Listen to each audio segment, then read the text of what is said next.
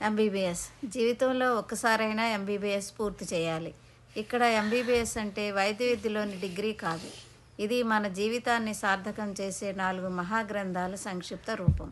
ఎం ఎం అంటే మహాభారతం. మహాభారతం కేవలం యుద్ధగాథ కాదు, మానవ జీవితానికి అర్థం. ఏమి నేర్పుతుంది? ధర్మం మరియు అధర్మం మధ్య తేడా, కుటుంబ బంధాల విలువ, అధికారం, ఆశ, అసూయల ఫలితాలు, కష్టకాలంలో ధైర్యంగా నిలబడటం, మంచి నిర్ణయాలు తీసుకునే వివేకం. సందేశం: ధర్మో రక్షతి రక్షితః. ధర్మాన్ని కాపాడేవారిని ఆ ధర్మమే కాపాడుతుంది. బి అంటే భాగవతం.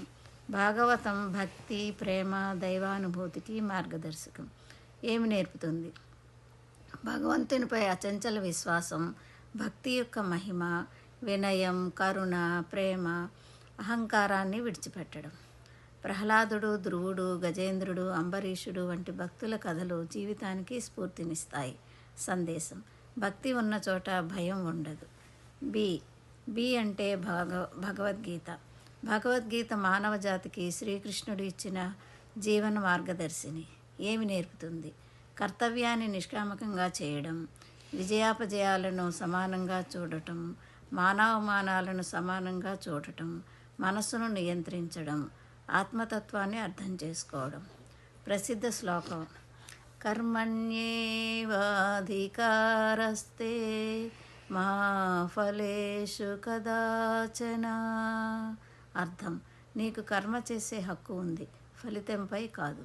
సందేశం: నీ కర్తవ్యాన్ని నిజాయితీగా చెయ్యి, ఫలితాన్ని భగవంతుడికి వదిలేయి. ఎస్ అంటే సంపూర్ణ రామాయణం. రామాయణం ఆదర్శ జీవన విధానానికి ప్రతీక. ఏమి నేర్పుతుంది? తల్లిదండ్రుల పట్ల గౌరవము, సత్యనిష్ట, కుటుంబ విలువలు, స్నేహం, సేవ, త్యాగం, అన్నదమ్ముల మధ్య ప్రేమాభిమానాలు, నాయకత్వ లక్షణాలు. శ్రీరాముడు ఆదర్శ కుమారుడు, ఆదర్శ భక్త, ఆదర్శ రాజు. సందేశం: సత్యం, ధర్మం, సేవ జీవితానికి పునాదులు. ఈ 4 గ్రంథాలు కలిపి మనకు ఏమి నేర్పుతాయి?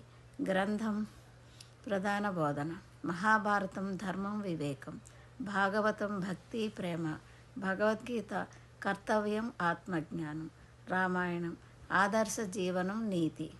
జీవితానికి అసలైన ఎంబీబీఎస్. ఎం మనసుకు మార్గదర్శకం, మహాభారతం. బి భక్తికి బాట, భాగవతం. బి బుద్ధికి వెలుగు, భగవద్గీత. ఎస్ సంస్కారాలకు మూలం, సంపూర్ణ రామాయణం, అందమైన భావన. వైద్యశాస్త్రంలోని ఎంబీబీఎస్ శరీరాన్ని ఆరోగ్యంగా ఉంచుతుంది.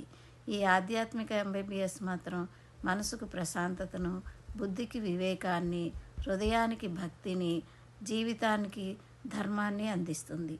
జీవితంలో ఒక్కసారైనా ఈ 4 మహాగ్రంథముల అధ్యయనం చేస్తే మనిషి జ్ఞానవంతుడిగా, ధర్మవంతుడిగా, విలువలతో కూడిన వ్యక్తిగా ఎదగగలడు. ధన్యవాదములు. నా ఈ చిన్ని ప్రయత్నం మీ అందరికీ నచ్చిందని భావిస్తున్నాను. Thank you.